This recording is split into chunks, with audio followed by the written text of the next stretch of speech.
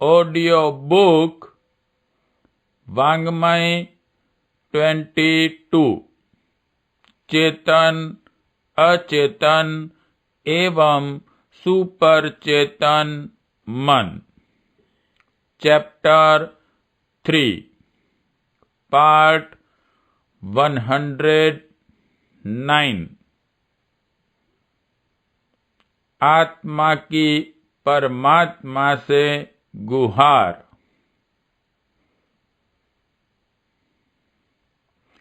आत्मा ने परमात्मा से याचना की, असतो मां सद्गमय, तमसो मां ज्योतिर्गमय, मृत्योर्मां अमृतम गमय। यह तीनों ही पुकारें ऐसी हैं जिन्हें द्रौपदी और गज की पुकार के समतुल्य समझा जा सकता है। निर्वस्त्र होते समय द्रौपदी ने अपने को असहाय पाकर भगवान को पुकारा था। गज जब ग्राह के मुख में फंसता ही चला गया, पराक्रम काम न आया। जब जौ भर सूंड जल के बाहर रह गई तो उसने भी गुहार मचाई। दोनों को ही समय रहते सहारा मिला। एक की लाज बच गई, दूसरे के प्राण बच गए। जीवात्मा की तात्विक स्थिति भी ऐसी ही है। उसका संकट इनसे किसी भी प्रकार कम नहीं है। मोटे तौर पर मनुष्य खाता, सोता, रौब गांठता और शान दिखाता है। विलास वैभव का यथास्थिति लाभ उठाता है, किंतु यह सारा सरंजाम शरीर तक ही सीमित हैं और अवस्थित भी हैं। समय गतिशील है, वह तेजी से बदलता और आगे बढ़ता है। साथ ही उपलब्धियों की अनुभूतियां भी भूतकालीन बनती जाती हैं। इसी बीच इच्छाएं प्रबल हो लेती हैं। पिछली उपलब्धियां स्मरण आती रहती हैं और उससे भी अधिक अच्छी स्थिति पाने की ललक उभरती हैं। लिप्सा जगती हैं। पिछले दिन जो मिला था, अगले दिन उससे भी अधिक पाने का मनोरथ इस आतुरता से उभरता है कि वर्तमान की स्थिति असंतोष से ही भरी रहती है। जो मिल चुका वह चला गया। जो इच्छित है इसके मिलने का कोई निश्चय या समय नहीं। इसलिए मृग तृष्णा स्तर की प्यास से हर घड़ी गला सूखता रहता है। संतोष और चैन का अनुभव हो नहीं पाता। न विगत को वापस बुलाया जा सकता है और न आगत को कोई निश्चित आश्वासन ही देता है।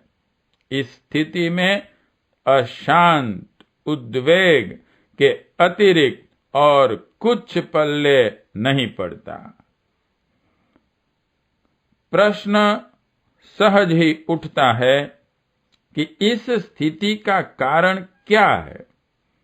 जब इस प्रश्न पर गंभीरता से विचार किया जाता है तब पता चलता है कि जो असत था, अस्थिर था, नाशवान था, जाने वाला था, उसे चाहा गया, उसे पकड़ा गया।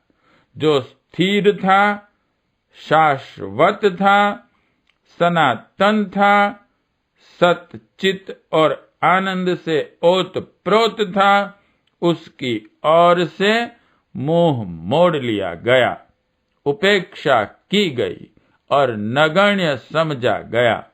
इसी भूल का परिणाम है कि भीतर और बाहर से सब प्रकार संपन्न होते हुए भी अभावग्रस्तों की तरह, दीनहीन की तरह अभागी जिंदगी जी गई। सांत्वना न मिल सकी और न किसी को दी जा सकी। सत स्थिर आत्मा है। गुण कर्म स्वभाव में सन्निहित मानवीय गरिमा ही सत है। जो सत को पकड़ता है, अपनाता है और धारण करता है, उसका आनंद सुरक्षित रहता है। कस्तूरी नाभि में है, यह पता चलने पर हिरन की भगदड़ बंद हो जाती है और अपनी ही सुवास सूंघते हुए हर घड़ी आनंद विभोर रहता है। भीतर से उभरी गरिमा बाह्य जीवन को भी उल्लासित, विकसित, विभूतिवान बना देती है। चिंतन, चरित्र और व्यवहार में ऐसी शालीनता भर देती हैं जिसका प्रतिफल दसों दिशाओं में अमृत तुल्य अनुदान बरसाता है। आत्मा ने उसी के लिए पुकार की है कि उसे सत की उपलब्धि हो। असत की ओर आंखें मूंद कर दौड़ने की प्रवृत्ति रोके। शांति का सरोवर सामने रहते हुए भी सड़न भरे दल दल में घुस पड़ने और चीखने चिल्लाने की आदत पर अंकुश लगे। इतना बन पड़े तो किसी से कुछ मांगना चाहना न पड़े। अपने अंतराल से ही आनंद का ऐसा निर्झर बहें जो अपने को भी गौरव प्रदान करें और दूसरों की हित साधना करते हुए धन्य बने। आत्मा की दूसरी पुकार है तमसो मां ज्योतिर्गमय।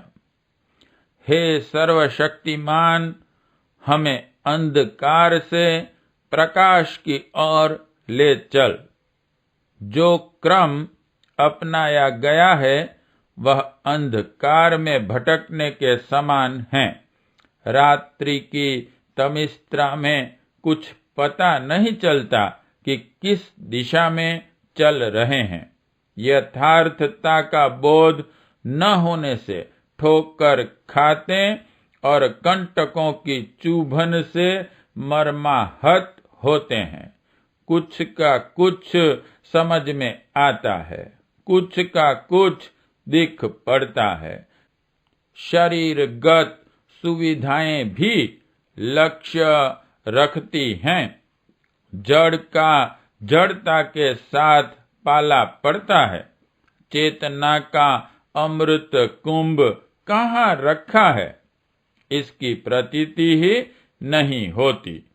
वर्तमान और भविष्य अंधकारमय दिखता है।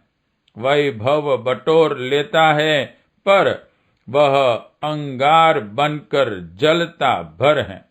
सदुपयोग न बन पड़ने से उत्तम वस्तु भी घातक और निकृष्ट बन जाती हैं। मनुष्य जीवन में भरी हुई विभूतियां यदि सही रूप में पहचानी और प्रयुक्त की गई होती तो उसका लाभ भी मिला होता। पर अंधकार में तो सर्वत्र भय ही भय है। मृत्यु का भय, हानि का भय, अपहरण का भय, अपनों से भय, वीरानों से भय। अंधकार का, अज्ञान का ही दूसरा नाम भय है। भयानकता कितनी डरावनी होती है, इसे हम रोज ही अनुभव करते हैं, प्राप्त करना चाहते हैं, पर कुछ के कुछ बदले कुछ हाथ लगता है। अपने बिराने लगते हैं और बिराने अपने। सुंदर आकृतियां भी अंधेरे में भूत प्रेत जैसी कुरूप और भयंकर लगती हैं। डर से जीवन भर सा गया है। यह अज्ञान अंधकार की ही करतूत है। प्रकाश भीतर दबा पड़ा है, ऊपर से बरसता नहीं। इस विपन्नता से घिरी हुई आत्मा अपने सृजेता से पुकारता है, अंधकार से प्रकाश की ओर, अज्ञान से ज्ञान की ओर ले चल। भटकाव से निकाल और उस राह पर खड़ा कर जिसे अपना कर सफलतापूर्वक लक्ष्य तक पहुंचा जा सके। तीसरी पुकार मृत्योर्मा अमृतम गमय जीवात्मा की है कि मृत्यु की ओर नहीं, अमृत की ओर ले चल। कुसंस्कारिता के कषाय कलमश संपर्क क्षेत्र के प्रचलन उस और घसीट लिए जा रहे हैं जिस पर मरण ही मरण है। आत्म हनन के उपरांत जो कुछ हस्तगत होता है उसे मरण धर्मा ही कहा जा सकता है। आकांक्षाओं की बाढ़ के बहाव में न धैर्य टिक पाता है न विवेक। जीवन कूड़े करकट की तरह एक गंदे नाले में बहा जा रहा है। न ही किनारा दिखता है, न ठहराव, न आश्रय। मनुष्य को जीवन रूपी अनुपम संपदा विभूतियों से भरी पूरी मिली है, पर उनमें से किसी को भी जागृत जीवंत करने का अवसर नहीं मिला। जिस संचित पुण्य के आधार पर यह अनुदान मिला था उसे कौड़ी मोल बेचा, लुटाया और बहाया जा रहा है। यदि बन पड़ा होता तो पंच तत्वों की काया चले जाने के उपरांत यश शरीर जीवित रहता, अनुकरणीय अभिनंदनीय बनता।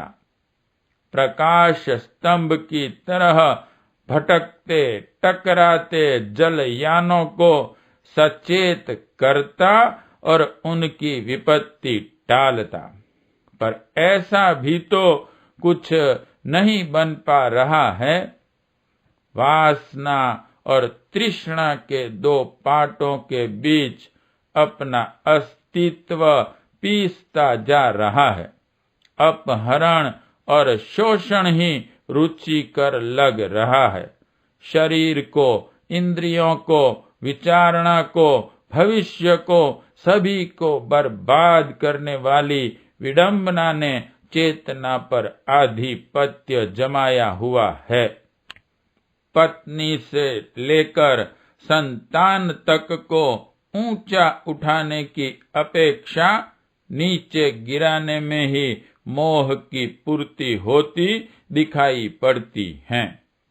ऐसी हैं अपनी अनगढ़ समझ जो अमृत बर्बाद करती और विष चाटती रहती हैं।